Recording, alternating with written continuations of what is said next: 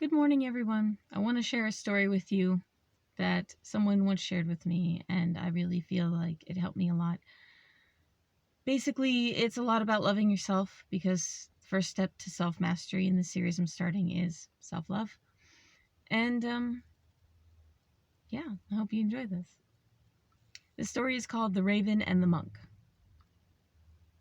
A monk sat beneath a tree one day, quietly meditating. His interruption came from above with the cries of a raven.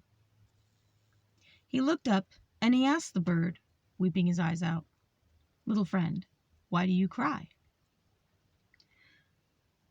The raven told him, "O monk, I am so sad, for I am not one of the birds that many look to for comfort. In fact, instead of a spiritual guide, people look to me feeling fear and thoughts of death." The monk thought for a long moment and asked him, "What will you do?" hoping he would find the beauty in himself. The raven cried again and said, "I only wish, brother monk, to be something different than what I am. Oh, if I was as enlightened as you.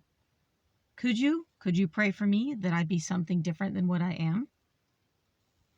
The monk thought again for a long moment and said to him, "Okay, here is what I'll do. Go now and fly off. Find 3 creatures who find themselves beautiful and see why. What value do they find in themselves? Ask them what it's like to be beautiful, and when you return, I will transform you, if that is what you still desire." Elated, the raven flew away. First, he came upon a peacock, the most beautiful and proud of creatures he could possibly think of, for who wouldn't love a bird so grand and wonderful? "Oh, Mr. Peacock," he asked, sitting in the midst of the zoo, "how wonderful it must be to be you.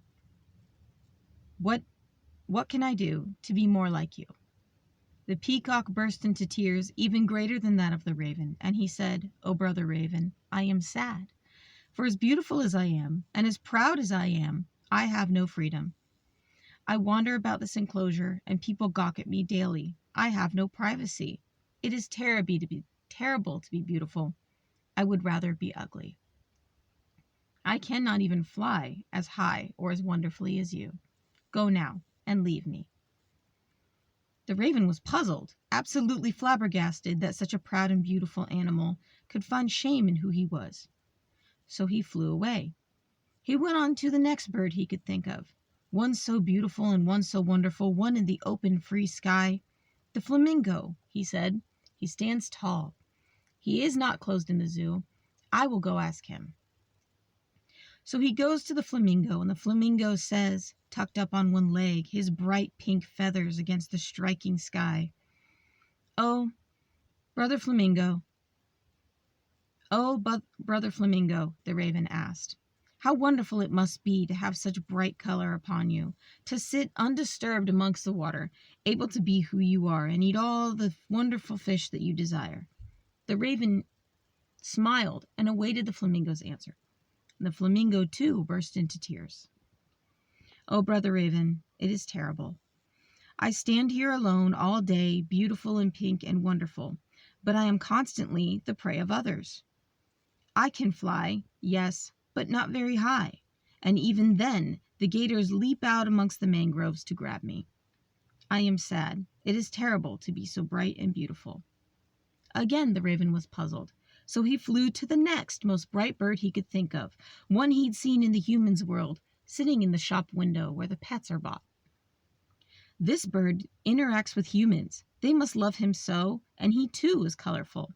So he went to the parrot.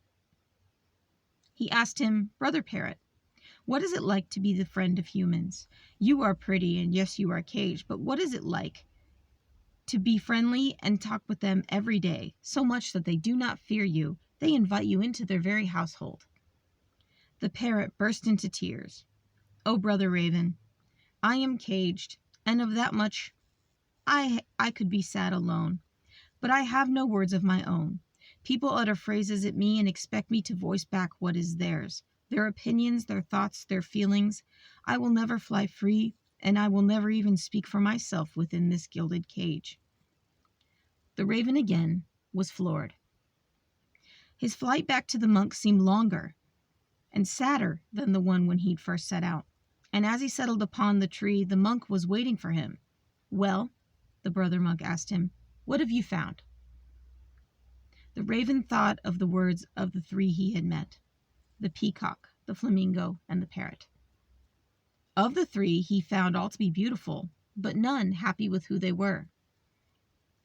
He did not have to be gawked at every day, as the humans sought to avoid him, except for those of mythical knowledge who sought the raven out.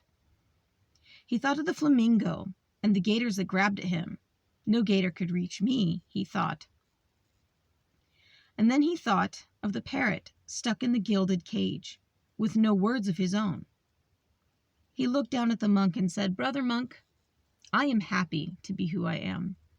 My feathers of black do not attract predators, and I am free to fly wherever I like, and my call can go far and loud, as far as I want, without having to speak the words of others.